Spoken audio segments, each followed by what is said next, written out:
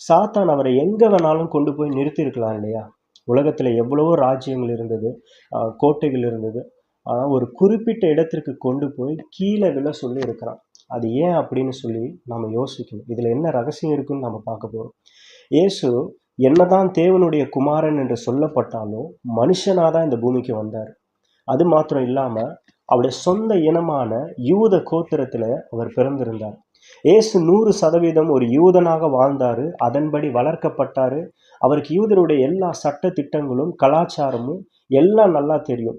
இப்படி இருக்கும்போது, இப்ப நான் சொல்லப் போற இந்த காரியமும் அவருக்கு நல்லாவே தெரிஞ்சிருக்கும். அது என்னன்னா, கிமு 167ஆம் ஆண்டு ஆந்தியோகஸ் எபிஃபர்னஸ் என்ற ஒரு பெர்ஷிய மன்னன் ஒரு பிரச்சனையில அவனுக்கு இருந்த கோபத்தை எங்க காட்டுறதுன்னு தெரியாம யூதாவுக்கு வந்து அவங்க எல்லாரையும் அடித்து ஜியூஸ் என்ற ஒரு கிரேக்க தெய்வத்திற்கு சிலையை வச்சு அதை தேவாலயத்துல வைக்கிறான். அது மட்டும் இல்லாம ஒரு பன்றிய அந்த தெய்வத்திற்காக பலியிடுறான் தேவாலயத்துக்குள்ளேயே. இதை பார்த்த இஸ்ரவேலர்களை ஒரு கூட்டத்துக்கு கோபம் வந்தது.